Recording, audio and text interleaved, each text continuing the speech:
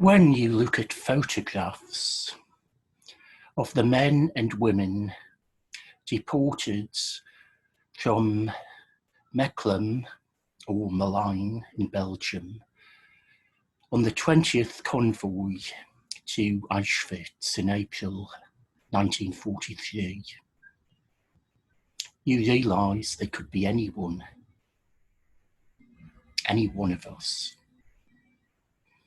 There doesn't seem anything special, anything distinctive about them. Indeed, they came from all classes, all social backgrounds, and of all ages. And in these photographs taken from their identity cards or confiscated by their imprisoners, they look like a cross-section of society, all of them with different experiences, different outlooks on life, different ambitions. The only thing they had in common was they were Jewish. And they were herded together from all over Europe in the Dossin barracks in Mechelen. Their only crime was their religion, or rather their ethnic origin. Amongst them was the prosperous banker, the prostitute, the school teacher, the cardsharp, the chauffeur, the diamond merchant, the worker, shopkeeper, businessman, clerk, student. All of them had been brought together indiscriminately, and whatever their previous wealth, were now reduced to an equality of squalor and fear as they waited for the train that would take them to Auschwitz. One of them was the widow, and with her was his son, a businessman of the eminent German scientist August von Wassermann, who had developed the Wassermann reaction test for the identification of syphilis. He had been director of the Kaiser Wilhelm Institute for Experimental Therapy and had been an imperial privy councillor. Yet, even their kinship with such a noble, distinguished, and respected scientist offered no more protection than was enjoyed by the humblest.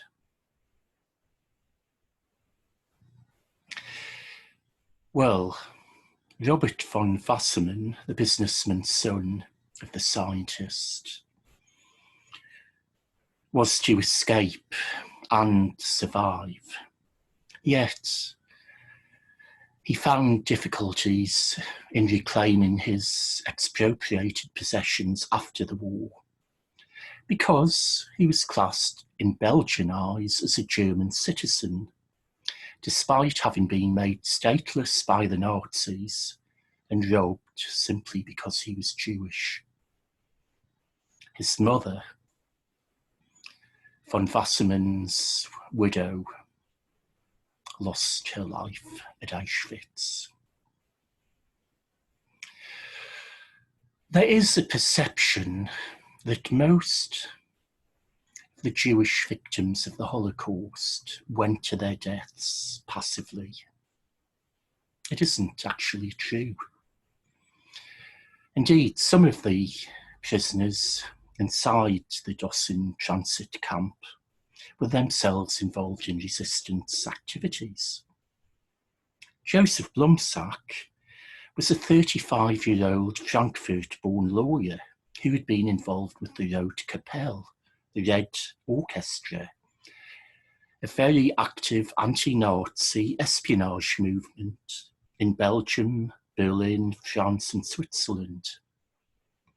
He was married to a Belgian René Clay, and most of his in-laws were members of the Haute Capelle, gathering military and industrial intelligence on troop deployments, industrial production, aircraft production, morale, and German tank designs, which they were passing on to the Soviet Union. Blomsack, indeed, was a member of the Foreign Workers section of the Belgian Communist Party, and had been so since his marriage in 1929. And he was to act as a courier between Brussels and Paris during the war. After this spy ring was identified and uncovered in June 1942, the Blomsacks went into the hiding at the home of a fellow courier, Yvonne Perlman, at Ixelles, only for their whereabouts to be betrayed to the occupying forces by René's brother-in-law, Franz Schneider. Blomsack, arrested on the 7th of January 1943, was to perish at Auschwitz, despite later rumours that he had escaped from Birkenau.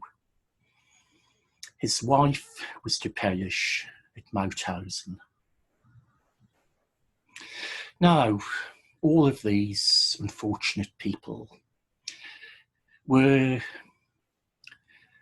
detained in the Mechelen transit camp, which had been set up in the 18th century Dossin barracks, originally built during Austrian Habsburg rule as a place where soldiers could be housed in civilized conditions. It was now turned into a less civilized place where Jews from Belgium could be interned and gathered up until there was enough of them there for transport to the concentration camps. Between 1942 and 1944, there were 28 transports which deported 25,257 Jews and 351 Roma, or Gypsies. The 20th convoy was a little different from the ones that had gone before it. Instead of third-class railway carriages being used for the transit of the detainees, these people were crowded into freight wagons with barbed wire over any windows. This was simply because on previous transports, prisoners had escaped from the ordinary carriages. Indeed, the 20th convoy, included prisoners who had escaped before. There were 8 men and 1 woman who had been involved in the resistance movement. All had jumped from previous convoys. And a special truck or Sonderwagen was reserved for them. These specialist prisoners were marked with a red cross painted on the back of their clothing to mark them out for immediate elimination when they arrived at Auschwitz. On this occasion, 3 of these prisoners were to escape from this truck, and 1 of them was shot while trying to escape.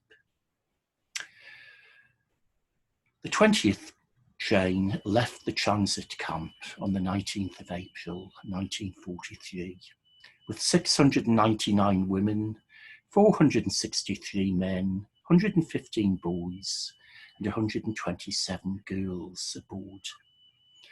They were guarded by 1 officer and 15 men from the Sicherheitspolizei. Then, as they got on their way, the train was stopped on the railway line from Mechelen to Leuven.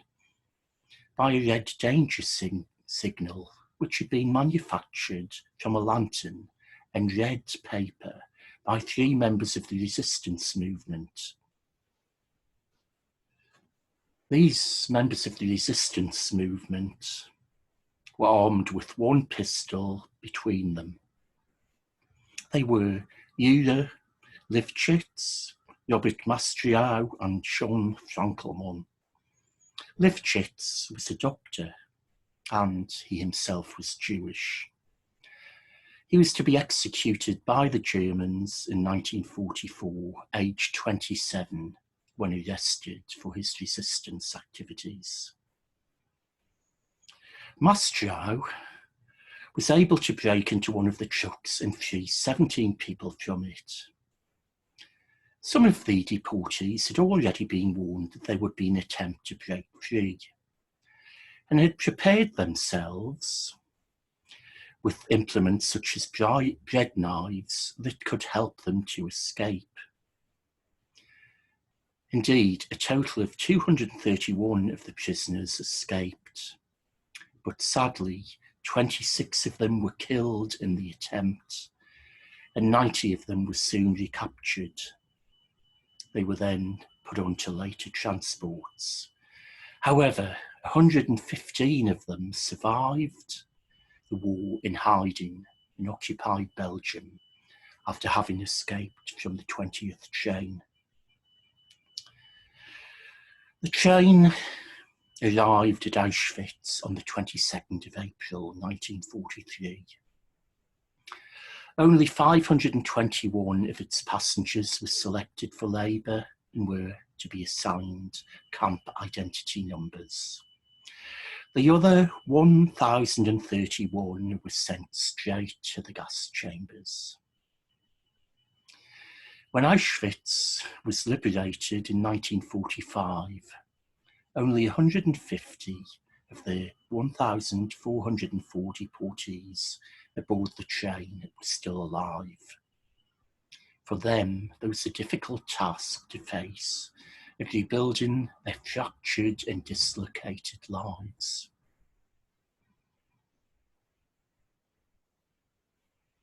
Well, if you look at their faces, they could be any one of us. They didn't all go passively to their fate. They resisted. And even if they didn't attempt to escape for whatever reason, concern for children, for wives, for parents, they were all people who should be remembered. They were all people just like us.